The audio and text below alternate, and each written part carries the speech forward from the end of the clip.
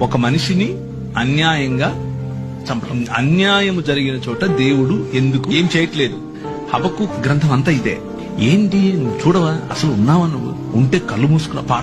పాట కూడా పాడాడు ఒక ఆయన పాత రోజుల్లో. ఉన్నావా, అసలు ఉన్నావా, ఉంటే కళ్ళు మూసుకున్నావా. అయితే భక్తులు ఏం ఎక్స్పెక్ట్ చేస్తారంటే జరగంగానే ఆయన కత్తెత్తుకొని వచ్చేసి వేసేయాలనుకుంటారు.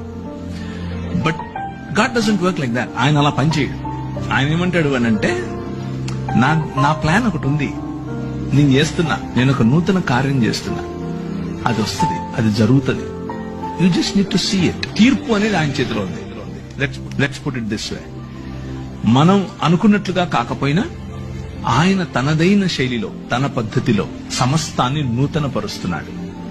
కొందరికి ఛాన్స్ ఇచ్చి నూతన పరుస్తాడు, కొందరికి పళ్ళు రాలగొట్టి నూతన పరుస్తాడు. రెండిట్లో ఏది కరెక్ట్ అనేది ఆయనకే వదిలేదు.